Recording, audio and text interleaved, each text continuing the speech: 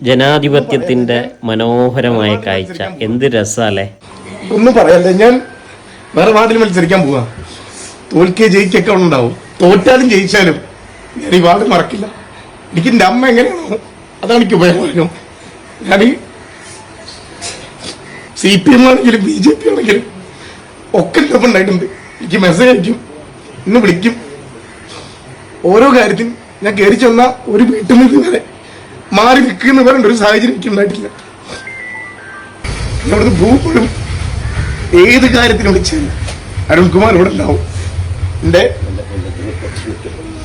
തെന്നാരിയിൽ എടുത്തതൊന്നുമില്ല. ഈ വാർഡ് എനിക്ക് അത്ര സ്നേഹം തന്നിട്ടുണ്ട്.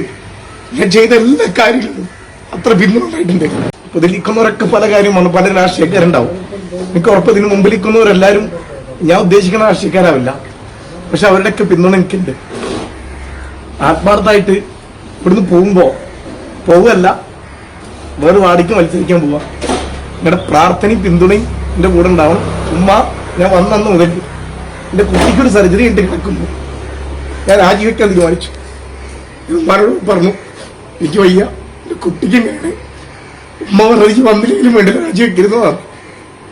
അത്ര വലിയ പ്രശ്നത്തിൽ ഞാനായിട്ടുണ്ട്. ഞാൻ പറഞ്ഞത് എന്തെങ്കിലും വാക്കുകൊണ്ട് എന്തെങ്കിലും തെറ്റായിട്ട് എനിക്ക് തോന്നിയിട്ടുണ്ടെങ്കിൽ, നിങ്ങൾക്ക് അത് വിഷമമായിട്ടുണ്ടെങ്കിൽ അതൊക്കെ പടച്ചവൻ ഓർത്തിട്ട് ക്ഷമിക്കണം എന്ന് മാത്രം പറഞ്ഞുകൊണ്ടിരുന്നു. ഞാൻ വെറുതെ പോയില്ലല്ലോ.